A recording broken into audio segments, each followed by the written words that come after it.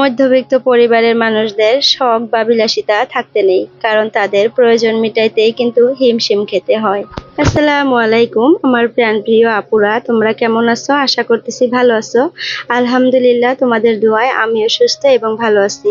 Naznin blog চ্যানেলে আরো একটা নতুন ভিডিওর সাথে তোমাদের সবাইকে স্বাগত জানাইতেছি। আশা করতেছি আজকের ভিডিওটাও তোমাদের কাছে অনেক ভালো লাগবে।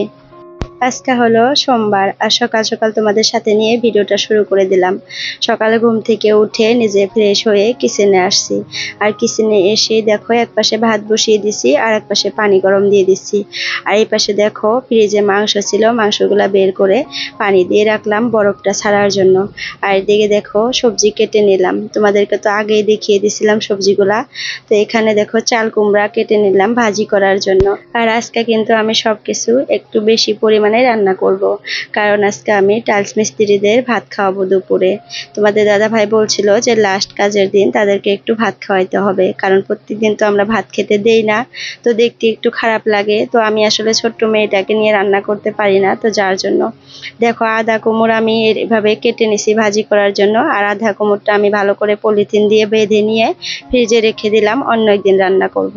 আর এই কুমড়াটা একটু পাকা পাকা ছিল, আর পাকা কুমড়া কিন্তু মাংস দিয়ে খেতেও ভালো লাগে আর ভাজি করে খেলেও কিন্তু ভালো লাগে। ছোট্ট মেয়েটাকে নিয়ে যতটুকু পারি ততটুকুই রান্না করার চেষ্টা করতেছি। তো বানাবো হলো ডাল, আর এটা ভাজি করব কুমড়াটা, আর একটু চিকেন রান্না করব আলু দিয়ে। তো সিম্পল করে গরমের মধ্যে যতটুকু পারি ততটুকু চেষ্টা করতেছি। মেয়েটাকে নিয়ে তো গরমে কিন্তু আমাদের খাওয়ার জন্য রান্না করতে কিন্তু অনেকটা কষ্ট হয়, তোমরা তো দেখোই। তারপরেও যেহেতু ভাবছি খাওয়াবো, না খাওয়ালে কেমন জানি ভালো লাগে না। প্রত্যেকদিন তো তারা চা খেয়েই কাজ করে, দুপুরে আবার বাড়িতে গিয়ে ভাত খায়, বাড়িটা কাছাকাছি আছে তার জন্য। তো ভাবলাম একটা দিন ভাত খাওয়িয়ে দেই, একটু ভালো লাগবে। তো যার জন্য একটু কষ্ট করে রান্না বান্নাগুলো করতেছি। আর সকালে উঠেই কিন্তু আমি রান্না বান্না স্টার্ট করে দিছি প্রত্যেক দিনের মতো। যতই একটু পরিমাণ বেশি হোক তারপরেও আমি সকাল সকালে রান্না বান্নাগুলো শুরু করে দিলাম, কারণ যখন মেয়েটা উঠে পড়বে ঘুম থেকে তখন তো আর এভাবে রান্না বান্নাগুলো করতে পারবো না। এখন পর্যন্ত ঘুমিয়েই আছে। আর আজকে দেখো ছেলেরও স্কুল আছে সোমবার, তো যার জন্য ওকেও তো ভাত টাত খাওয়িয়ে রেডি করে দিতে হবে। তো আজকে ওকে রেডি করে দিতে একটু লেটই হয়ে গেছে, মানে অনেকটাই লেট হয়ে গেছে। তাড়াতাড়ি করে তার টিফিনটা রেডি করে দিছি। সে রেডি হয়ে যায়, মানে গাড়িতে বসেছিল, তারপর আমি তার টিফিনটা রেডি করে দিতে পারছি এই অবস্থা। তো যাই হোক, এপাশে দেখো ভাজিটা বসিয়ে দিয়ে ওই পাশে ডালটা বসিয়ে দিলাম, দিয়ে ভাবলাম যে ছেলের জন্য টিফিনটা রেডি করি। তো আটা সানছি একটু বেশি হয়ে গেছে, ভাবলাম যে আমার জন্য একটা পরোটা করে নেই আর ছেলের জন্য একটা রুটি বানিয়ে টিফিনে দিয়ে দেই ডিম ভেজে। আর তোমাদের দাদা ভাই তো মুড়ি দিয়ে আম দিয়ে খাবে, সে তো তার খাবার ওইটাই, কয়দিন থেকে তো খাইতেছে, তোমরা তো দেখোই। তো আজকেও সেটাই খাবে বলতেছে, তো তাকে সেটা খাইতে দিব। আর এই আটাটুকু ফালে আনা দিয়ে আমার জন্য একটা বড় সাইজের পরোটা বানিয়ে নিব চা দিয়ে। আর রাতের ভাজি আছে ফ্রিজের মধ্যে, কাঁকরোল ভাজি করছিলাম যে, সেই ভাজি দিয়ে খেয়ে নেব। তো যাই হোক, তোমরা কিন্তু এক সপ্তাহ থেকে আমাকে রুটি বানাইতে দেখো না। তো আজকে অনেক দিন পরই আমি আজকে রুটি বানাইতে আসছি। তো আটাটা নিতে একটু আইডিয়াটা ভুলে গেছিলাম, তো যার জন্য একটু বেশি হয়ে গেছে। যাই হোক, অসুবিধা নাই, আমার জন্য একটা পরোটা বানিয়ে নিলাম। আমি আজকে পরোটাটাই খাবো, অনেকদিন থেকে যেহেতু রুটি খাওয়া হয় না, তো ভাবলাম আজকে পরোটা খেয়ে নেই। তো রুটি বানাইতে বানাইতে আর ভিডিও করতে মনে নাই, ছেলেকে টিফিন দিয়ে দিলাম, অনেক তাড়াহুড়া করে ছেলেকে টিফিন বানিয়ে দিলাম। তারপরে এদিকে দেখো ভাজিটাও নামিয়ে নিছি, ডালটাও ফোড়ন দিয়ে নিছিলাম। তারপরে দেখো অনেকগুলাই বাসন হয়ে গেছে, বাসনগুলা পরিষ্কার করে ধুয়ে নিলাম। আর তোমাদের দাদা ভাই কিন্তু শপে চলে যায় নাই এখনো, ঘুম থেকে উঠে ব্রাশ করার জন্য চলে গেছে, ব্রাশ করে চলে আসছে ঘরে। তো তাকেও খাইতে দেব, আর আমিও পরোটাটা ভেজে নেই, আমিও চা খেয়ে নেব পরোটাটা দিয়ে। তো তোমাদের দাদা ভাইকে ওইদিকে আমি খাইতে দিয়ে আসছি, সে খাইতেছে। তারও শপে যাওয়া একটু আজকে লেটই হয়ে গেছে। তো ওইদিকে দেখো যে সকালে উঠে একটু রান্না বান্না বেশি করে করছি দেখে আজকে একটু তাড়াতাড়ি করতে পারি নাই, অনেকটাই লেট হয়ে গেছে সবকিছুই। ছেলেকেও স্কুলে দিয়ে পাঠাইতে একটু লেট হয়ে গেল, আর হাজবেন্ডও একটু লেট করে আজকে শপে চলে গেল। তো সে কিন্তু চাটা খেয়ে অলরেডি চলে গেছে, আর আমি এখন যে রুটি খাইতেছি, মেয়েকে একটু দিলাম, আর পাশের বাড়ির ওই যে একটা ছেলে এসে খেলতেছে মেয়ের সাথে, তাকে একটু ছেড়ে দিলাম খাওয়ার জন্য। আর এদিকে দেখো চা আর ভাজি নিয়ে নিছি আমি। আর আমি কিন্তু খাবার অনেক তাড়াহুড়া করে খাই, তোমরা হয়তো দেখলে বুঝতে পারো ভিডিওতে। আমি কাজগুলাও যেভাবে তাড়াতাড়ি করে করে নেই, খাবারটাও ওইভাবে তাড়াহুড়া করেই খেয়ে নেই। আর আমার সব কাজই আর কি একটু তাড়াহুড়া করেই করতে ভালোবাসি, লেজি ভাবে কাজ করতে একদমই পারি না, সব কাজের ক্ষেত্রেই আর কি।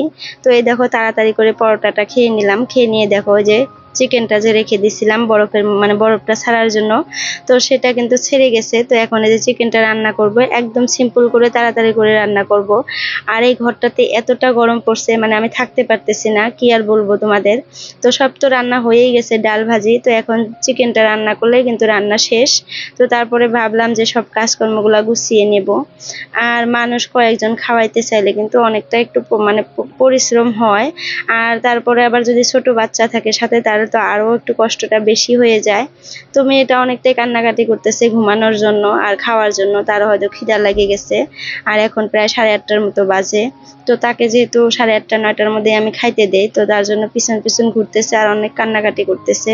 তো তাকেও এখন খাওয়াবো। আর অফ ক্যামেরায় দেখো আমি চিকেনের মধ্যে কিন্তু সব মশলাপাতি দিয়ে দিছি, হলুদের গুঁড়া, মরিচের গুঁড়া, মশলার গুঁড়া সবকিছুই আমি অফ ক্যামেরায় দিয়ে দিছি, ক্যামেরাটা অন করতে ভুলে গেছিলাম। দিয়ে ভালো করে ঢাকনা মেরে দিছিলাম, তারপরে একটু পানি বের হয়ে গেছে। তো ভাবলাম ভালো করে এই পানিটা দিয়ে কষিয়ে নেই। কষিয়ে নিয়ে তারপরে গরম পানি একটু দিয়ে ঝোল দিয়ে তারপর আঠানো আঠানো করে নামাবো, কারণ ডাল আছে, অতটা ঝোল রাখার কোনো দরকার নেই। আর ব্রয়লারের মাংসের মধ্যে কিন্তু অতটা ঝোল রাখলে কিন্তু খেতে ভালো লাগে না। তো যার জন্য একটু আঠা আঠা করে বানাবো। আর ডাল তো বানাইছি অনেকটাই, তো অনেক পরিমাণে কিন্তু আজকে ডালটা রান্না করছি, যেহেতু 4জন খাবে আর আমরা 2জন, তো হয়ে যাবে। তো ওই ঘরে চিকেনটা বসিয়ে দিয়ে এসে ভাবলাম এই ঘরে তাড়াতাড়ি করে বিছানাটা পরিষ্কার করে গুছিয়ে নেই। আর ঘরের মধ্যে বিছানাটা এলোমেলো থাকলে কিন্তু একদমই ভালো লাগে না। আর সব কাজকর্মতেও কিন্তু মনটা ভালো করে বসে না, মনে হয় যে সম্পূর্ণ ঘরটাই অগোছালো হয়ে আছে। তো যার জন্য কাজের ফাঁকে আমি তাড়াতাড়ি করে কিন্তু বিছানাটাও পরিষ্কার করে নিলাম। আর এই বিছানাটাও তো এখন অপরিষ্কার হয়ে থাকে, কারণ তোমাদের দাদা ভাই তো এই বিছানায় ঘুমায় আর কি, গরমের দিন আসলে সে এই বিছানাটাতেই ঘুমাবে। তো যার জন্য এই বিছানাটাও এখন পরিষ্কার করতে হয় আমাকে। আর দেখো এই পালেঙের মানে এই যে সাইড দিয়ে যে একটু জায়গা আছে, এই সাইড দিয়ে আমার মেয়ে দেখো কতগুলা কাপড় এনে মানে ফালাইয়া দিচ্ছে, এখানে খেলবে। আর ওই যে ঝুড়িটা যে দেখতেছো, ওই ঝুড়ির মধ্যে ওর কাপড় রাখি, তো ওখান থেকে কাপড় বের করে এনে এনে এদিক দিয়ে ফালাইয়া দেয়। তো মাঝে মধ্যে আমি অনেকটাই কাপড় খুঁজে পাই না, তারপরে দেখা যায় যে ওই দিক দিয়ে পড়ে আছে, তারপর তুলে নিয়ে আসি। তো এরকম কখন কখন নিয়ে ফালাই আমি আর কি দেখতে পারি না। তো এখন মানে বুঝে গেছি, যদি কাপড় না পাই ওইদিকে যায় মানে খুঁজি তাহলে পেয়ে যাই এরকম। তো যাই হোক, ফার্স্টে যে বলছিলাম যে মধ্যবিত্তদের আসলে শখ পূরণ করতে একটু কষ্ট হয়, মানে শখ আর বিলাসিতা থাকতে নেই, প্রয়োজন মিটাইতেই তো হিমশিম খেতে হয়, তাই না? তো এই যে দেখো কত কষ্ট করে এই ঘরটার মধ্যে আমি থাকি, একদমই জায়গা নাই। এই গরমের মধ্যে অনেকটাই কষ্ট করে থাকতেছি, তো ঘরটা ক্লিয়ার করার জন্য অনেকটাই কষ্ট করতেছি। তো ঘরের কাজ কিন্তু অনেকটাই গুছিয়ে আসছে, সবকিছুই করা হয়েছে, এখন ওয়ারিংটা করতে হবে, পাইপের কাজ করতে হবে। পাইপের কাজ অলরেডি মিস্ত্রি ভাইয়া করতেছে, তারপরে আবার গ্রিল লাগাইতে হবে। তো দেখা যায় যে কাজ শেষ, এইমাত্র কাজ শেষ হবে এরকম লাগে, তারপর দেখা যায় আর একটা কাজ বের হয়ে যায়। তো হাজবেন্ডের হাত একদমই ফাঁকা হয়ে গেছে, এখন একদমই টাকা শেষ, তো কিভাবে কি করব মানে বুঝতেছি না। তো তারপরেও মানে টুকটাক করে করতেছি অল্প অল্প করে। তো টাইলসটা তো লাগানো কমপ্লিটই হয়েছে, আর একদিন করলেই হয়ে যাবে। তো টাইলস আবার শেষ হয়ে গেছে, তো আবার এই টাইলসটাও আনতে হবে, মানে ব্ল্যাক কালারের টাইলস লাগে, আরো 4-5 প্যাকেট একটা টাইলস লাগে, মানে একটা জায়গাতে আর কি লাগাইতে চাইছিলাম না, তো দেখা যাইতেছে যে সেই জায়গাতে যদি না লাগাই তাহলে ভালো লাগবে না দেখতে। আর পানি মানে পানি পাবে, পানি যদি ওয়ালের মধ্যে সবসময় পায় তাহলে কিন্তু কালারটা উঠে যায় আর দেখতেও বিশ্রী লাগে। তো যার জন্য ভাবলাম যে একটু টাকা খরচ করে হলেও ওই জায়গাটাতে আর কি ভালোর জন্য টাইলসটা লাগিয়েই নেই। তো যাই হোক, সব কাজকর্ম করে দেখো তোমাদের সাথে একটু বাইরেটা ভিডিও করে দেখাইতেছি। আজকে কিন্তু একটু একটু বৃষ্টি পড়তেছে। তো সকালে উঠে দেখলাম যে একটু ওয়েদারটা কেমন জানি হয়ে আছে, তারপরে দেখি যে বৃষ্টি চলে আসছে। তো তারপর রান্না বান্না করে কিন্তু মেয়েকে খাওয়িয়ে ঘুম পাড়িয়ে দিছিলাম, আর ঘরটার পরিষ্কার করে ঝাড়ু টাড়ু দিয়ে মুছে নিছিলাম।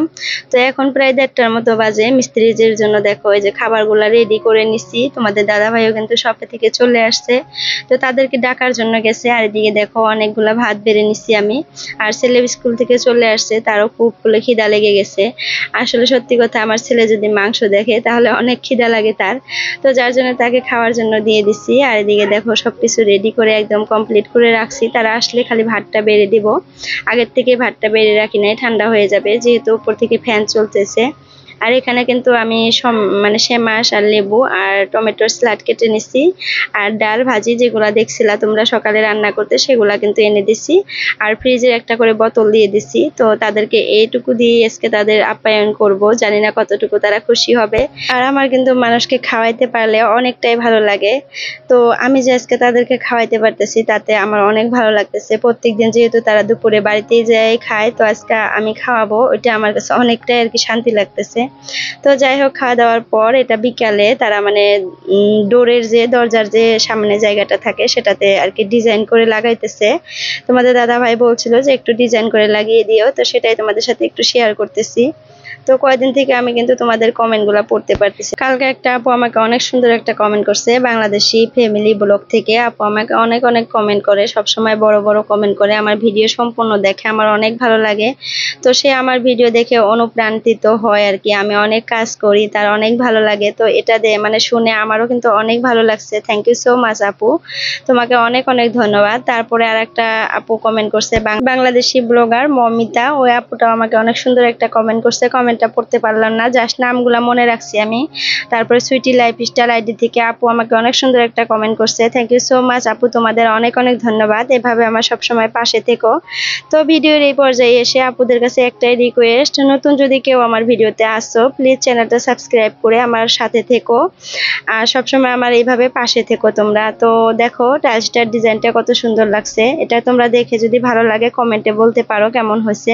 আমার কাছে অনেকটাই ভালো লাগছে, ইউনিক লাগছে আর কি। এইভাবে ডিজাইন করে আমি মোবাইলে দেখি, তো ভালো লাগে। আমি ভাবছিলাম না যে এরা এত সুন্দর করে ডিজাইনটা করতে পারবে, তো সুন্দর করে করে দিচ্ছে, অনেকটাই ভালো লাগছে কাজটা। আর তাদের হাতের কাজ অনেকটাই ভালো, মাশাআল্লাহ, অনেক সুন্দর করে টাইলসগুলোও লাগাইছে, ফিটিং অনেক সুন্দর করে করে। তো যাই হোক, আজকের ভিডিওটা এই পর্যন্তই রাখতে চাইতেছি, আর বড় করব না। তো সবাই সুস্থ থাকবা, ভালো থাকবা, আমাদের জন্য দোয়া করবা। পরবর্তী ভিডিওতে কিন্তু আমি ঘরের একটু হলেও তোমাদের সাথে শেয়ার করব ঘরটা। তো আজকের জন্য আল্লাহ হাফিজ, পরবর্তী ভিডিওর জন্য তোমরা ওয়েট করো।